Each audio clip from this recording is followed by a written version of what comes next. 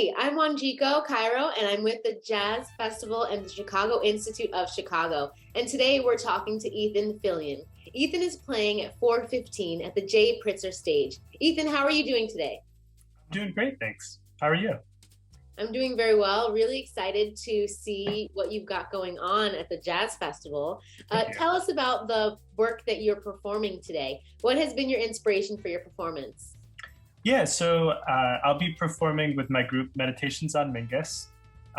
We perform the music of the great bassist and composer Charles Mingus.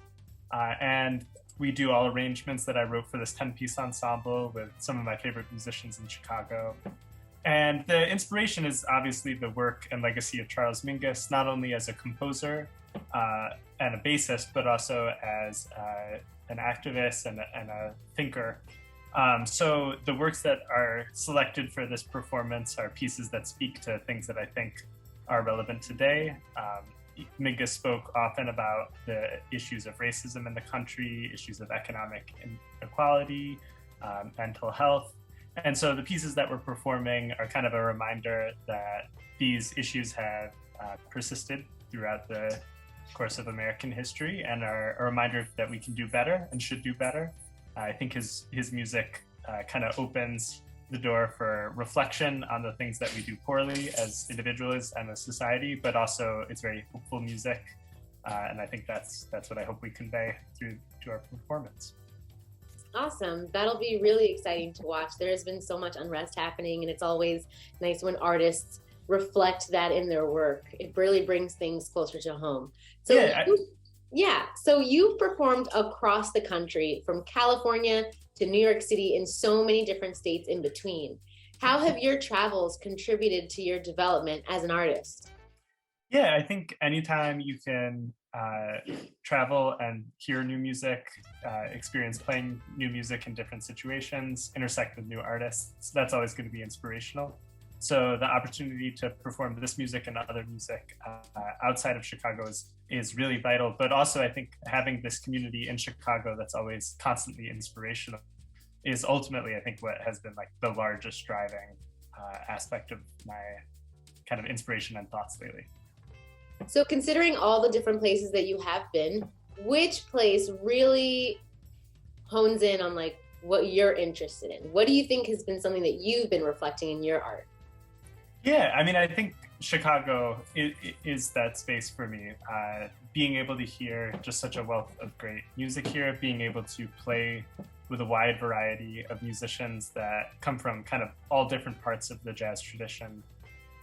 The legacy of Chicago music is obviously so rich, and there's just such a long history of different types of music being started here, being reflected and molded here.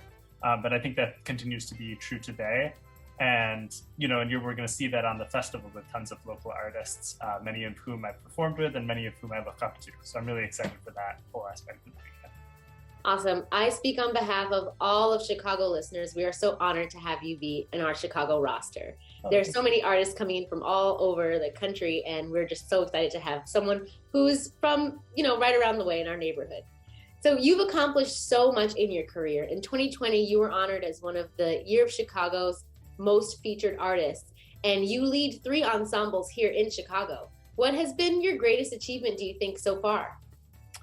Yeah, I think obviously playing on the Pritzker Pavilion with this group, which is really important to me, is something I'm looking forward to a lot, and I think is going to feel great. We'll be also celebrating the release of an album with that group that just came out this past Friday on Sunnyside Records, and that's my debut album, so that feels like a nice kind of milestone to accomplish. But I think ultimately my kind of take on the jazz scene is that it's good to not get too wrapped up in any one moment being a signifier of anything of much importance. And it's rather like important to make sure that every opportunity to perform music is like a beautiful moment in and of itself, and to keep like working on the craft and, working on being inspired by the other musicians around you. Of course. So you said you're dropping an album. What is the name of the album, and when can we buy it? Yeah, so the album is called Meditations on Mingus, and it came out, I guess now 3 days ago, this past Friday on Sunnyside Congratulations. Records. Thanks so much. You can find it on any of the streaming services. If you like to pay money for music, that's great.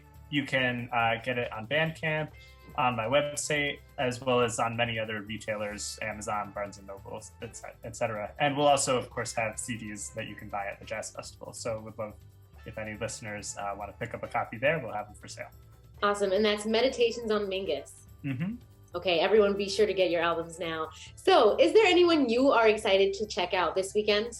So many people I'm excited to check out this weekend. Yeah, I'm just spending the entire weekend down there. In particular, a couple of my favorite bassists are performing there. Linda O is going to be leading a group. She's one of my favorite bassists and composers around today. William Parker is also leading a group. And the night that we're playing, I'm really excited for the whole slate after us. J.D. Allen is my favorite, tenor player in the trio setting of this era. I think he's just an amazing composer and player. Jesmea Horn, it's just, such a vibrant vocalist. And Bill Frisell's trio has, been a long time source of inspiration. So I'm excited about all those. I'm excited to see some of my friends perform the rest of the weekend on that stage as well. Greg Ward will be leading a great group with one of my favorite bassists, again, Matt Eulery playing in that, and Nick Mazzarella on Sunday.